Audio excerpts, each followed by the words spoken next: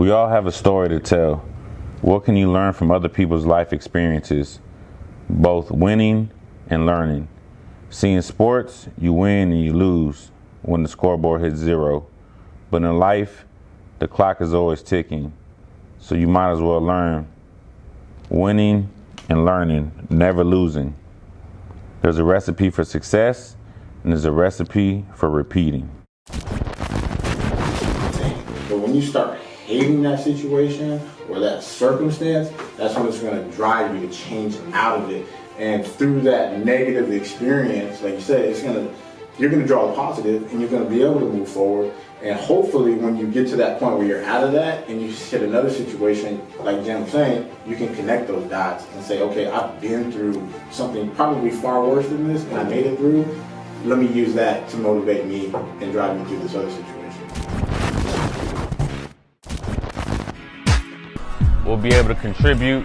I want to talk about the process of life. I want to talk about life experiences. I want to talk about trusting the process. So I just want to do my part and give back to the community, give back to the youth, and hopefully it touches somebody's lives and motivates them, and that's really what it's all about.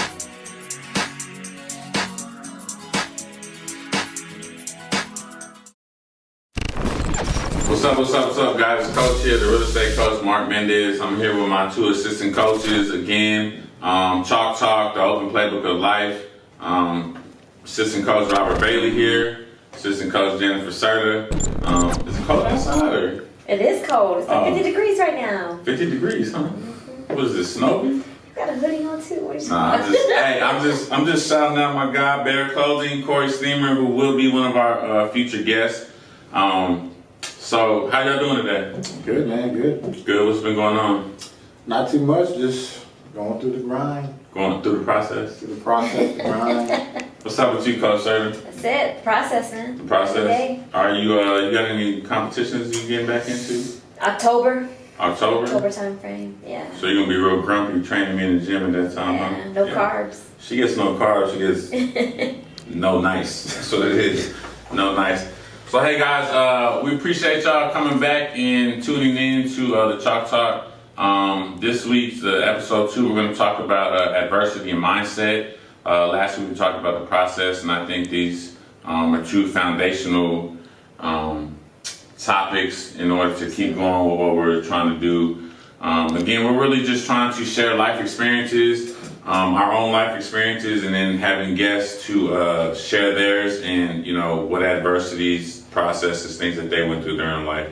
So just to start things off, I want to thank Alternative Solar for being our sponsor, allowing me to use their facilities. I want to give a shout out to my guy Elliot at The Grind Never Stops. Follow him on Instagram at The Grind Never Stops. Look, get that right there. Look, I messed it up already. At Where Grind. Oh, I can't read. Here, how about you be the? At Where Grinding Never Stops. She has Productions. Did you have to draw that out like that? I did. But that's Elliot behind the mic, and that's his. He's got clothing. He's got some nice sweaters. He's got magnets. So check him out. He has a gift, and his gift may not be in front of the camera, but he's doing a great job for us. So I appreciate that. Just to jump into the episode, adversity. We all go through it at some point in our life. Some adversity is obviously greater than others, but that doesn't mean it's less than, right? So I'll start with you, Serda. What do you think what is adversity to you? Now, for me, adversity is just minor setbacks. You know, earlier in life, adversities were monumental. You know, but now that I'm mature, my thinking has developed a little bit. Adversity now for me is just small setbacks to keep me from getting to where I need to go. But my mindset is different, so. Ooh. You touching on a lot of stuff already. I'm sorry. Mindset's different, so we'll come back to that, right? Because you're saying adversity to you now is minor setbacks, right? Minor setbacks. Okay, so we'll get into that, because a lot of people, even a little bit of adversity is a major setback, right? Sure. And we'll talk about how to help people overcome that stuff. So Bailey, what is adversity to you? Adversity, to me, is opportunity. Any situation I look at in the past was a tough situation. I can see where I got better because of it. Yeah. So now when I do face a tough situation, I'm not going to lie, stress about it. But I ultimately know once I get through that, it's going to be a growth process. That's good. That's good. I think we probably might have learned this from one of our coaches, but adversity, I used to always tell us to do the adversity breeds champions. I'm a firm believer in it. Adversity, pain, valleys, whatever you choose to call it, right? And you said opportunity, you said minor setbacks. So I think we, as our experiences of life, have built up a tougher mindset maybe, and that's something we'll talk about. What do you think, Bailey, is the first step in overcoming adversity?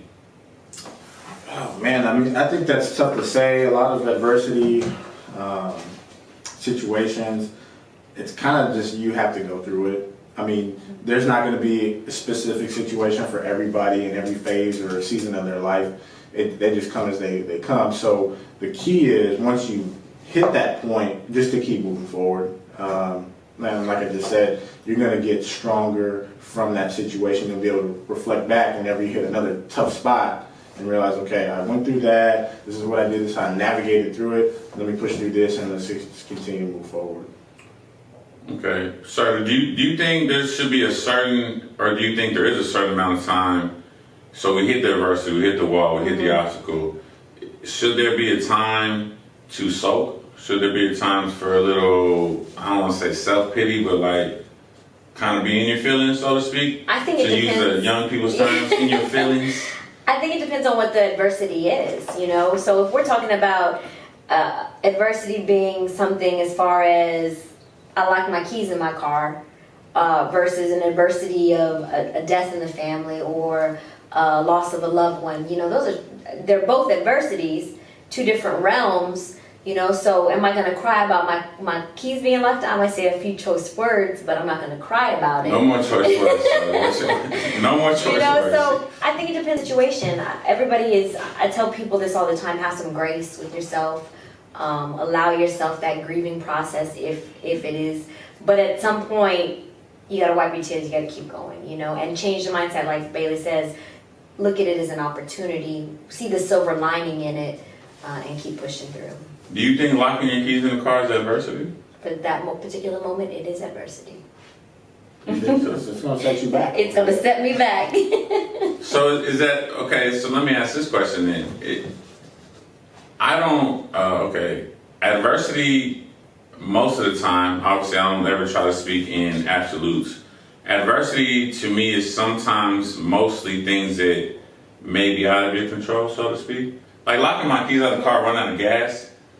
She ran out of gas the other day. I did run out of gas. That's not adversity to me. That's like a mistake.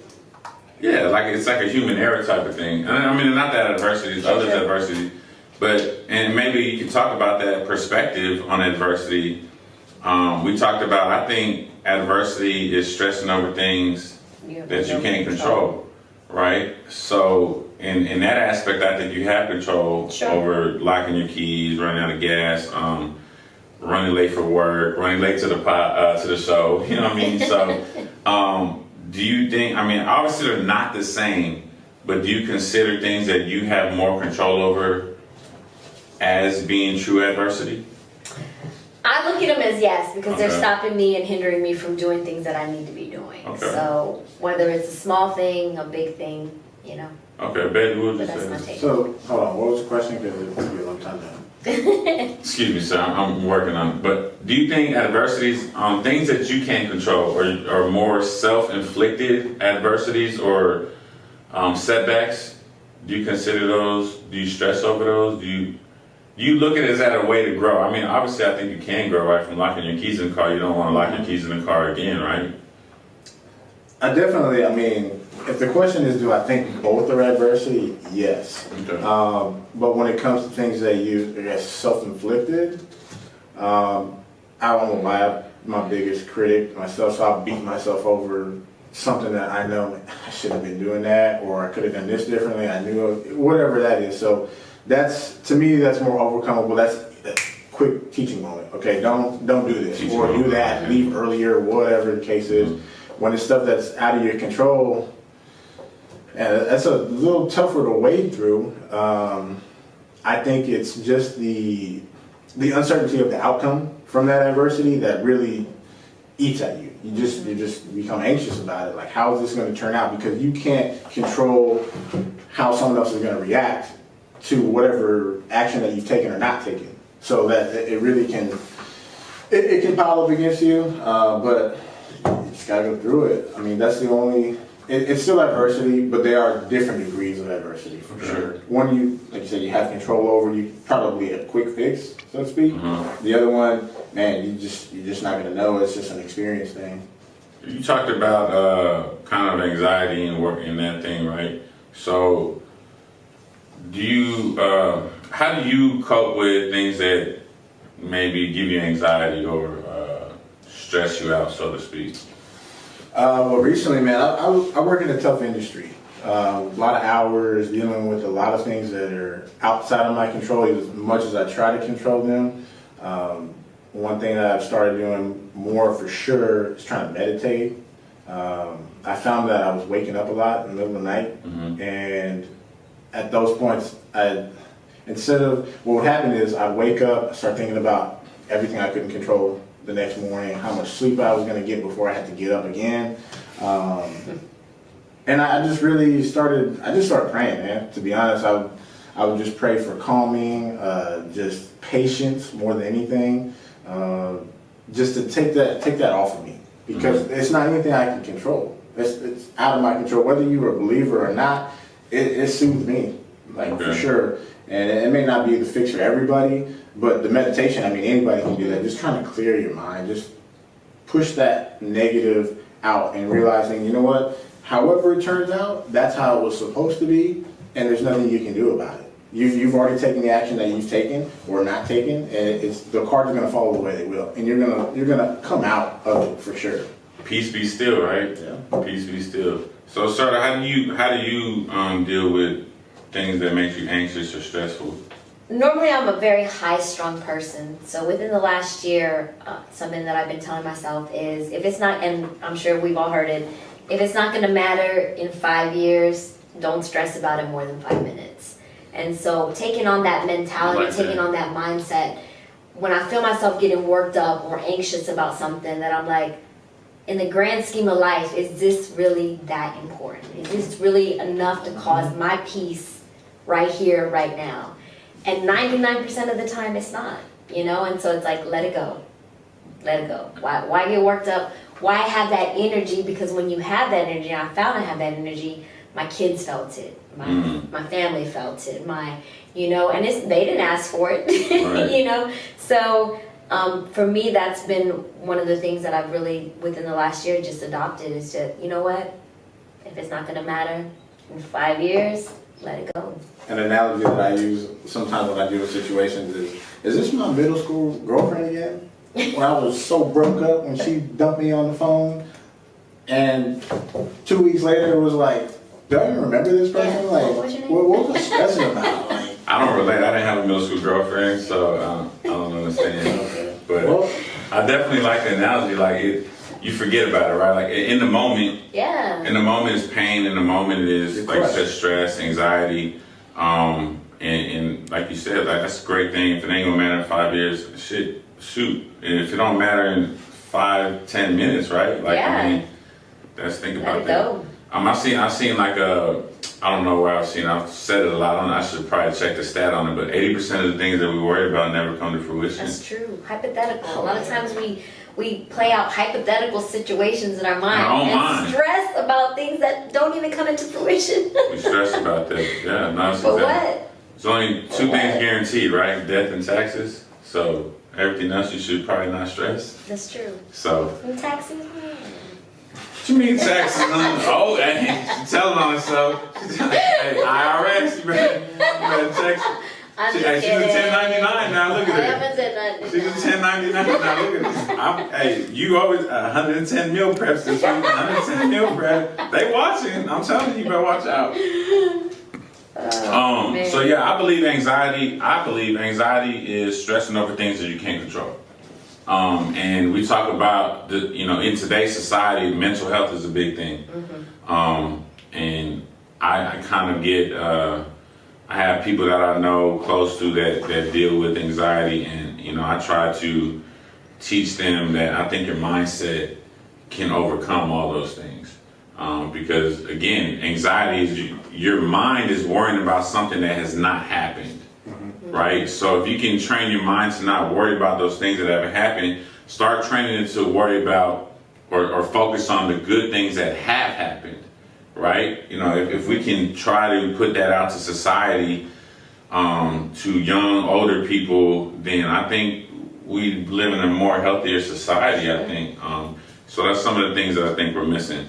Bailey, what's probably your biggest adversity that you've maybe shaped your life or that you're dealing with now, either one? When I was, I guess I was in kindergarten, I broke my leg. I just stepped off a swing and I just collapsed. I didn't know what was going on, I couldn't walk. 3-4 years later, I was still dealing with that. Turns out I had a cyst in my femur bone. It was, I guess, a pediatric cyst. It hollowed out the bone, it broke. There was nothing I could do about it. But as a kid at a very, very young age, I was facing some adversity. I mean, there were periods of time where they would go in, they would do surgery, try all kinds of different things, and I'd be in a body cast for 6 months, 8 months. I'm 6-7 years old. You know what I'm saying? So that adversity really helped me when it came to when I did start playing sports, that I knew that this wasn't something that would always necessarily be there, that I was blessed to be in that situation. Even though as a kid I'm not thinking that necessarily, but reflecting back, like I knew that this wasn't, not everybody had this opportunity. I'm lucky to have this. And then even more so, I appreciate it as I went through high school and was successful, and I was in college and was successful, played a lot of semi-pro, was successful, that when I was a kid, this was something that was inconceivable to me. Man, that's like good. it was a tough trial. I mean, my parents, there was a cancer talk going around or whatever, which I didn't even know about at that time, so they were stressing through it. And I know that I felt it, but I just didn't know exactly to what degree or what the details were. So that was one of the first most adverse situations I've ever faced, and probably the most strung out. Like it was years before I actually was able to say, okay, I'm over this. Like this is not something that's going to affect me anymore. I think you said something, man. That's a good story. Do you think? Well, I think but just set it up. Like, do you think that fixed your mindset? Like you said, you had an appreciation after that. Well, what that adversity did, and I didn't know it at the time, was it really built up my mental toughness. So my question is, when did you realize that it did build your mindset up? Probably anytime that I faced a tough situation within a competition, whatever it might be, is that I've already been through the hard work. You went back and drew back. I've already put in that work or that time or whatever it was. I'm prepared for this moment. Mm-hmm. Like, I'm one-on-one with this dude. He has no idea that I probably shouldn't even be here, but I'm ready for it. And whether, I win that one-on-one battle, it goes back to another case in point where it's have a short memory. It happened. The play happened. I didn't have any control over it. Whatever. On to the next. Mm-hmm. Like, let's just forget about that. Clean slate. I would think that was probably it when I would really be in a tough situation in a game or competition, or even if it was just a track meet, like somebody that I've been going against that maybe they got the better of me, they don't know what I've been through. Right. So this is my time to push through. There's a lot of good things in that I want to remember to talk about. Like, they don't know what you've been through, right? And the appreciation. So, do you think experience, like he draws back from that, right? Whenever, and he he never even knew he drew back from that until he faces more adversity, right? So do you think people don't do that enough? Like, do you think people don't remember what they've already been through and that they've gotten through it? I think sometimes there's just a disconnect. They don't realize that shaped them to where they're at. They don't connect the dots, just because either they don't want to remember it. Some people hide things, hide adversities, bury adversities. Example, people that are in abusive relationships. Mm-hmm. They don't want to think about that relationship and how it's impacting their current situation, Positively or negatively. Positively right? or negatively, Okay. It's something that they bury, they don't want to deal with. So I think some people do miss the mark on that because they don't connect the dots. They don't see the correlation between this past event and how it shaped them currently.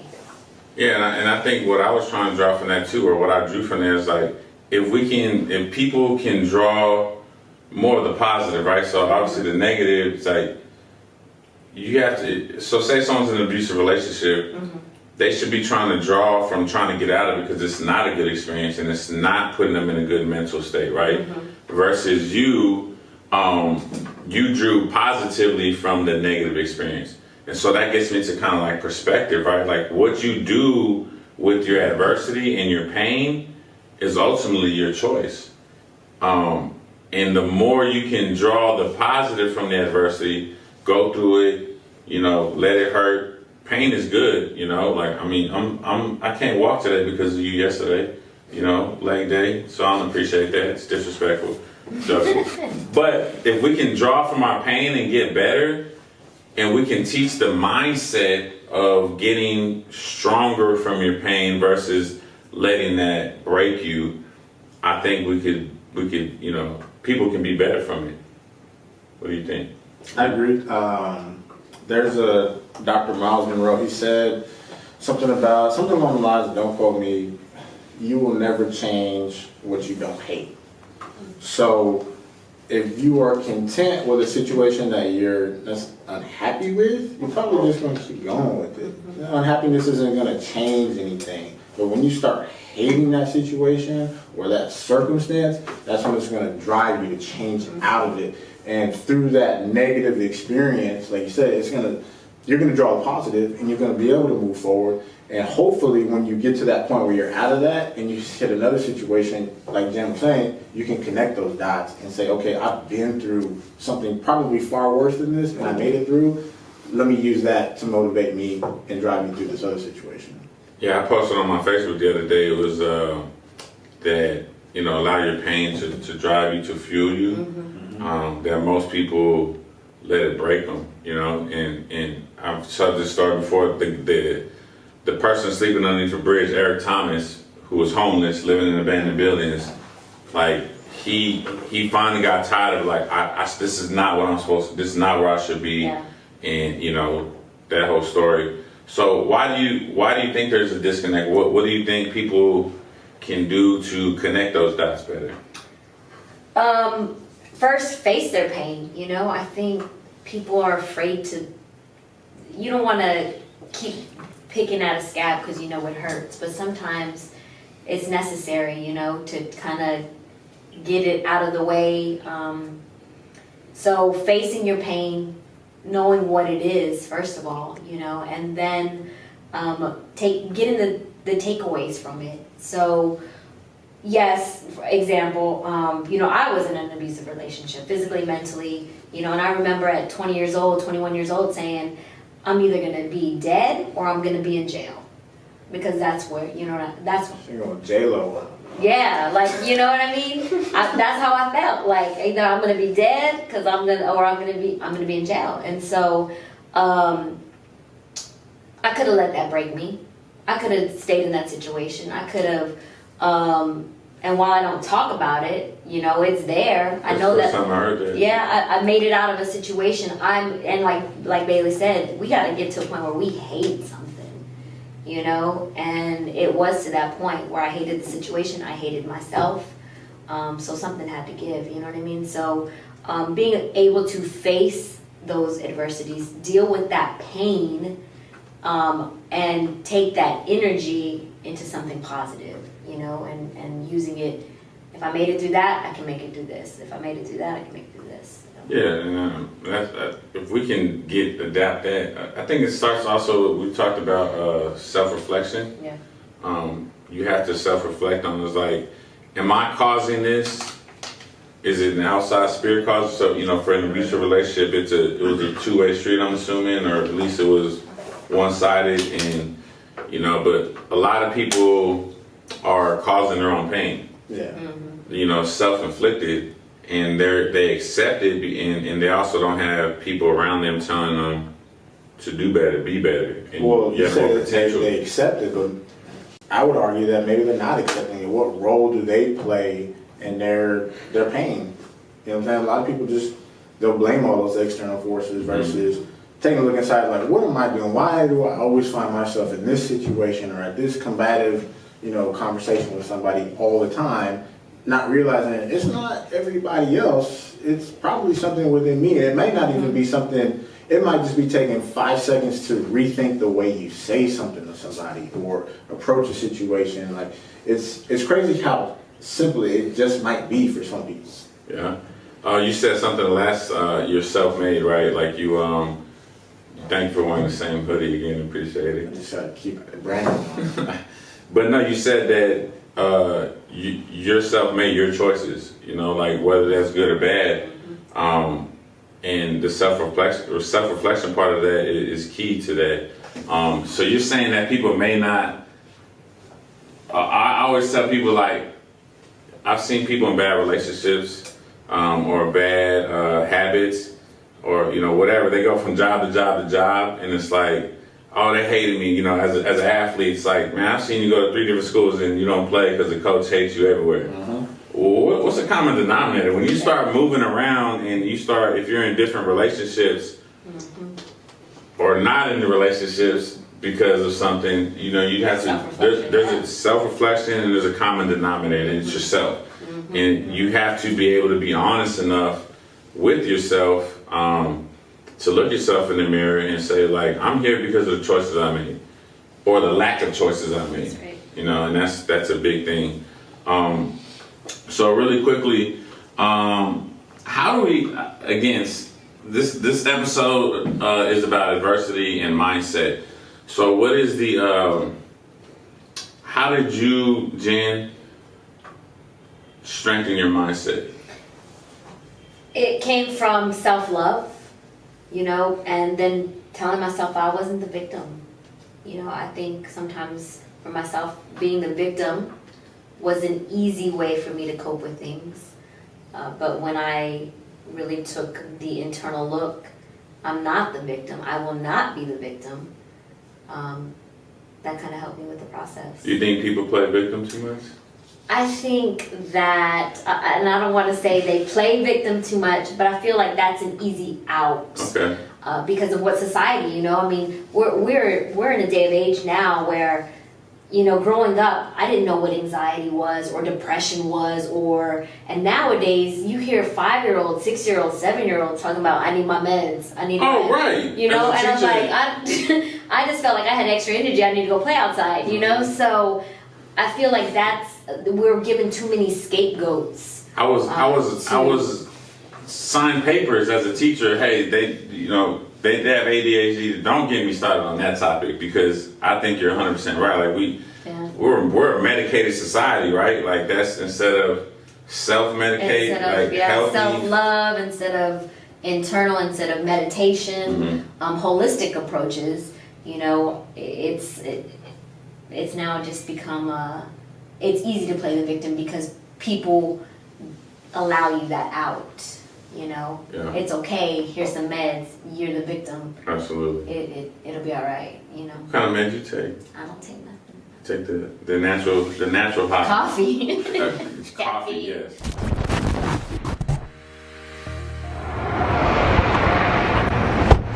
Hi, I'm Eric with Alternative Solar, and I'm excited to announce our new Texas giveaway.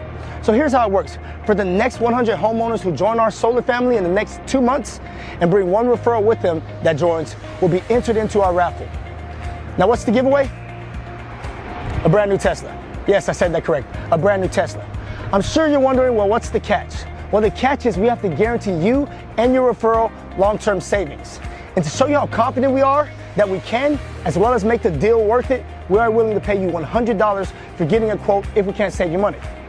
So why not take a chance to win a brand new Tesla, save money, and do it all for $0 down? Click on the link below to get a free quote. Do it the right way, do it better, go with the alternative.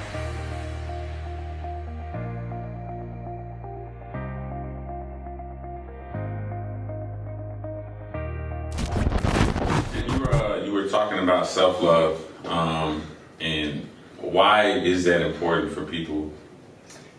Self-love for me, what I found recently is that I'm a giver, right? I love to pour into people all of the time. That is something that I find joy in. But then there comes to a point where you're so empty that you can't pour into others. Or You read my notes? or what you're pouring into others just doesn't have the same substance that it would have if you were pouring into yourself. Okay? So that's something that I had to learn for myself, is that, you know what, nobody's gonna take the time to invest in you like you are. Mm-hmm. That's where the self-love comes in. And it's a lot of pieces to it. It's physically, it's mentally, it's emotionally. I think that we missed the mark. I was missing the mark on that self-love piece. And I was looking for love in all the wrong places. In jobs, in relationships, romantic or friendships, burying myself in work, you know, to fill a void. To avoid the other stuff? Well, to fill a void of love, right? But it should have been coming from self-love. How did it work? How did you feel that would work? You know, for work, I get a sense of purpose. Okay. I'm a worker. I love staying busy. But then there comes to a point where I'm exhausted. Mm-hmm. You know, and I associated that with being productive. You know, so for me that was a form of love, right? I was getting gratification from that. But then it just came to a point where I had to self-love. I had to love myself enough to say, no, I can't, or set boundaries, or I can't work 12-hour days. I can't train you at 5 o'clock in the morning this week. So setting boundaries was a big part of self-love for me. Getting out of toxic relationships was a big part of self-love for me. So I think self-love is something that we definitely need to take the time and first ask ourselves, what is self-love for us? And then pour it back into ourselves so that we can effectively and efficiently pour into others. Yeah, so the Bible says you can't pour from an empty cup. That's right. So I'm very much like you and similar, and I think we're kind of all three. I'm a giver. I pour into people. I don't necessarily I don't worry about pouring into myself so much. Like, I don't know if that makes sense, because I do pour into myself. Like, but there's times where I do get so drained. It's like, who pours into me, right? You know, we have to have those people that pour into us. For me, it's an Eric Thomas. You know, it's a Robert Bailey, a Jennifer Serda. You know, my sister. There's people that you can plug into. I can plug into, and it's very few and far between. Because I do feel like with success comes, you know, E.T.'s video the other day. With success, some people are always asking what's next, right? And this is what's next for me right now, like giving back.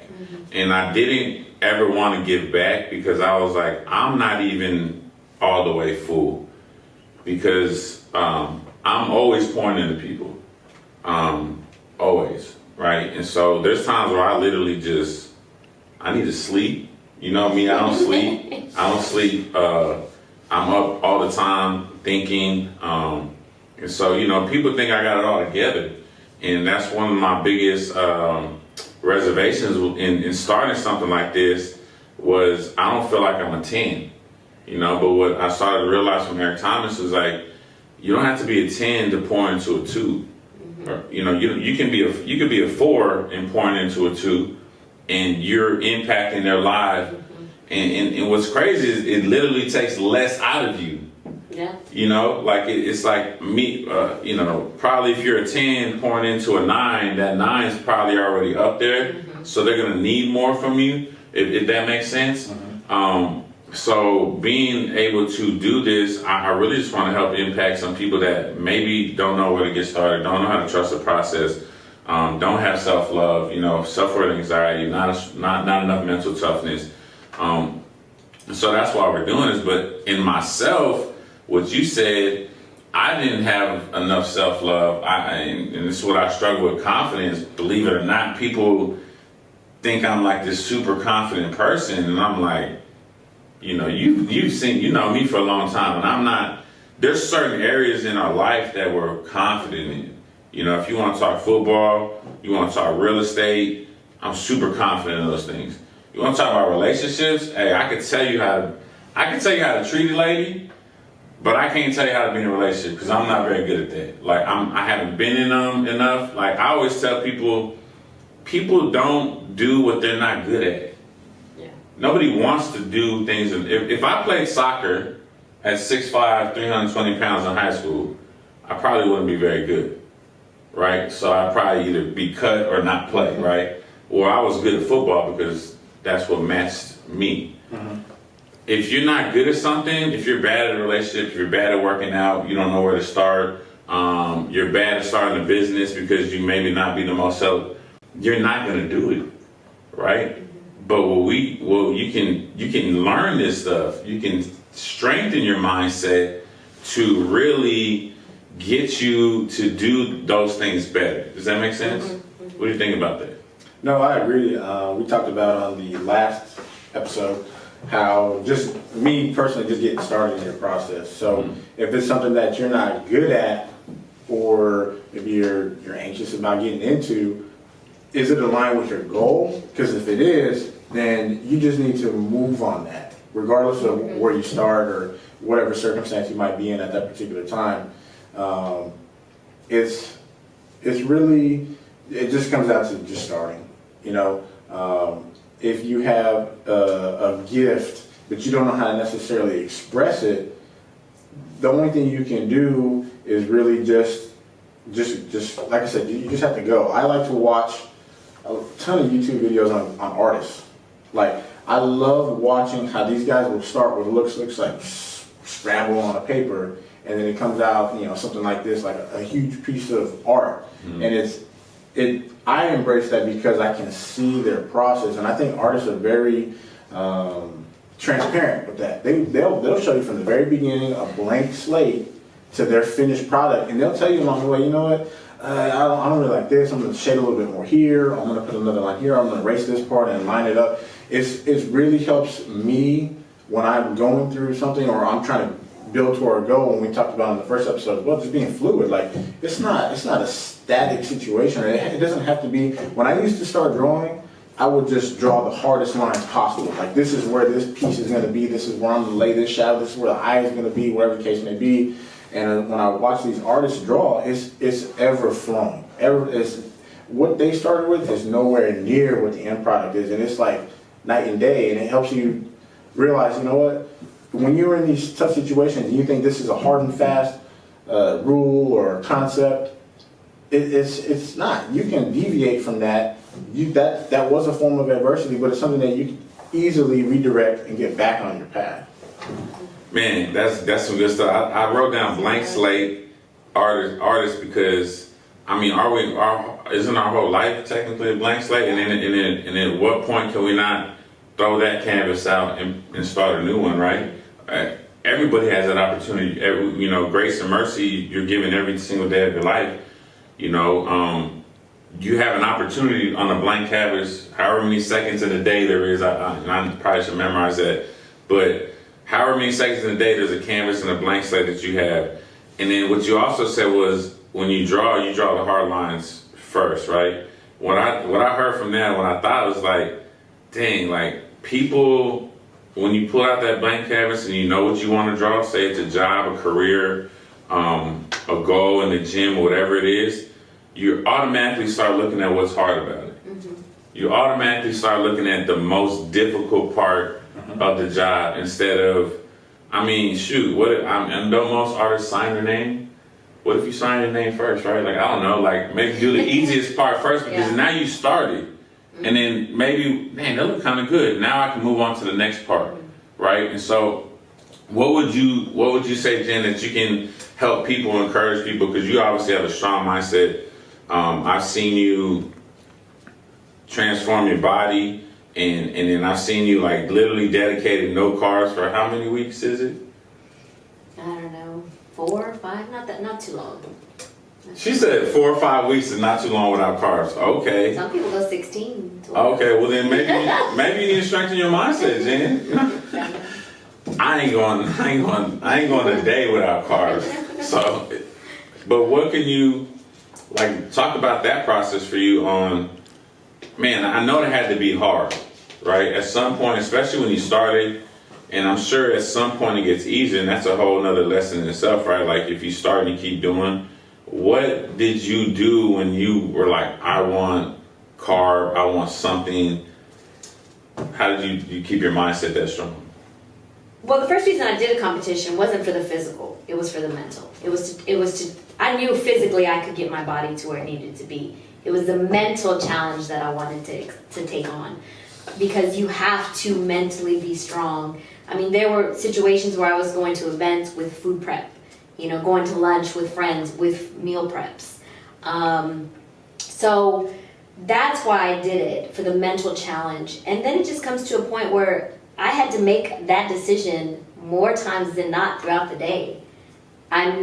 So I have a goal, I'm a goal-oriented person. So I knew that December 19th, 2020, I was gonna walk across the stage, and was I gonna be ready, right? So what I would tell myself is that, yeah, I could have this, I'm 6 weeks out. Yeah, I could have this pizza. But the person who's winning that competition is not eating pizza right now. Yeah, I could miss out on this 30 minutes of cardio tonight after a 16-hour day. But that person who's winning, they're not missing their cardio.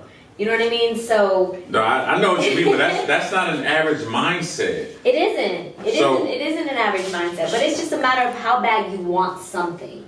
So while it may not be somebody's goal to compete in that realm, it's how bad you want something, and whatever your goal is, your why, that you have to remind yourself every second of every day, and in this situation it was what I ate, it was what I watched, because I swear when you can't have something, every other commercial is about food. And I literally would watch people eat, like, does it taste good? Wow. So it was a mental challenge, but I knew what I wanted. And while I knew that I wanted to win, what I wanted more than anything was to know that I gave 110%. Because at the end of the day, if I didn't, I wouldn't feel good about walking on that stage. So it was just more of an integrity thing for me. Nobody held me accountable. While I had a coach, he didn't check on me 24/7. It was my own integrity, it was my own drive that I had to look at myself in the mirror saying, did I really deserve these trophies? And I knew that I did, so. Man, that's good. That's definitely not average mindset. And Bailey, let me ask you this, and I will never do that, by the way. I'm just happy to get some quads popping lately, What would you say? So I think that mindset is obviously not normal, right? There's a 1%. We went to the 1% Eric Thomas conference, and I think that changed a lot of our lives. I know it did mine. What do you do for someone that has a weak mindset? It has anxiety, or whatever it is that they can't accomplish those things, maybe not all the way on that side of the spectrum, but someone that's like, they're pretty successful, at least they're holding things down. How would you coach them up in strengthening their mindset to get to that, at least the next level? I would say that when it comes to a strong mindset, it's important to just always realize that it's a development. It's not from 0 to 100. Like, you have to take small steps. So if you're somebody that's, on the lower spectrum of success in life, or however you want to, grade it out, it might be just something really small. And if you're somebody who's a CEO of a hospital, I mean, it might be something even further because you already have a certain degree of, drive toward your goal. So now we're gonna really try to push it, but it could just be, even though you're still at that high, you're already at that high level, it might just be that next small goal that's gonna push you to that further one. That's what I would say for sure.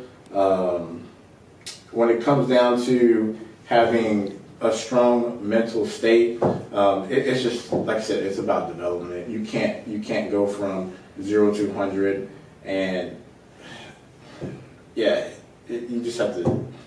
I don't know where to go with this. No, you're good. You're good. I mean, I think when you talked about the why, it's about. I'm sorry I refer to Inky and ET all the time, but I mean, those are the people that feed my mindset. Mm-hmm. And I tell people, ultimately, I'll just put it out here right now. Like, my ultimate goal is to become a motivational speaker. Like, I love real estate. I love helping families and homes sell their homes. I'm somewhat successful in my second year of that, right? I'm accomplishing goals.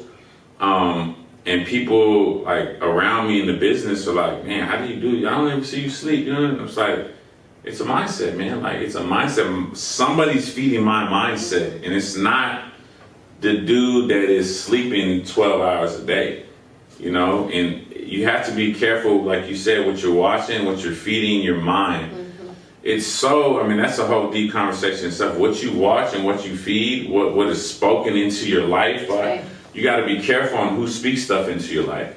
So, and I would say, I put it out there, I want to be a motivational speaker because spoken word is so big and powerful. And I'm like, why can't I be the number one motivational speaker in the world? Eric Thomas would want me to go after him. Like, that's what he teaches me, to go after him to be the number one, right? Really, it's not about being number one to me like that, but it's about impacting people's lives. So it goes back to the 10 and 2. I think the self-love is a huge thing, but just allowing who you let in your life, your circle, to feed your mindset is such a big thing. And what we have to be careful of is, a lot of the times, unfortunately, it's the people closest to us. Our family, our mother, our father. Again, going back to the last episode when we talked about generational curses, and it's not no faults of their own. It's not, they truly want what's best for you, but they just have a different approach on what they think that looks like. Mm-hmm. And it's very important to be confident in your mindset that what I'm doing is my purpose. Yeah. It's my gift plus my why is equaling my purpose. And all that is starting to line up, and I think can line up for everybody if you find that why. You asked for coffee the last episode, and she said if I was going to get coffee, and I'm like, my why wakes me up, my purpose wakes me up. But I think if people can realize what drives them, for me, it's like, I want to break those generational curses in my family. I want to create generational wealth for my family. I don't have kids, so it's for the lineage. It's just for my legacy, right? And I think people get selfish, in the fact that, they don't know what's driving them. So if you don't have something that's driving you, it's easy to hit that snooze button at 5 a.m. It's easy to go home after work and not go to the gym and have that self-love, self-care. So, what else you got? Anybody, do you have any kind of topics that y'all think that we should add to the anxiety, the mindset? Anything you'd like to add before we wrap this up? I think we covered quite a bit. You think we covered up? So my last thing is, what advice would you give? We already went through that, so my bad. So I think we're gonna wrap. Yeah, we went through excuse us, little technical difficulties. Can you cut that out, please? So yeah, guys, I think overall for this episode, adversity and mindset, we're all gonna face adversity. We're all gonna face trials and tribulations at some point in our life, whether it's locking the keys out the car or whether it's being in a full body cast. What you draw from that adversity is going to shape your life. How you take that pain or that adversity or even that anxiety and allow it to positively the key word is positively shaped. Look at the positives of why, and I posted this a couple weeks ago, I think, when I mentioned, you're gonna go through something. It's inevitable. You're gonna go through something. What you choose to do with that pain is truly up to you. And if you can harness that into a positive way, then I think you can be more successful. You can have a stronger mindset and feed yourself some good people into your life, like a Eric Thomas, like a Inky Johnson, like a Chalk Talk show, you know. So I think we're going to wrap up today. Hopefully we impacted some lives. Hopefully we encourage you to have a stronger mindset and know that no matter what end of the spectrum, whether you're crazy like Jen for competition or you're just getting started on trying to strengthen your mindset, trust the process, go through the process. Big shout out to, let's put up our gear. Jen, go ahead and read that because you're the promo As girl. we're grinding, never stops. Never stops. I like that. And we're grinding never stops. Elliot behind the camera, this is Colin. Follow him. We appreciate him. We also want to thank Alternative Solar, one of our main sponsors, for allowing us to use their facilities to film the show. And remember, your gift plus your why is your purpose. So thank you for turning into Chalk Talk, the open playbook of life, and we'll see you next episode where we have our first guest. Yeah. So we're excited to have our first guest and get a different perspective and life experience in the room. So see y'all next episode.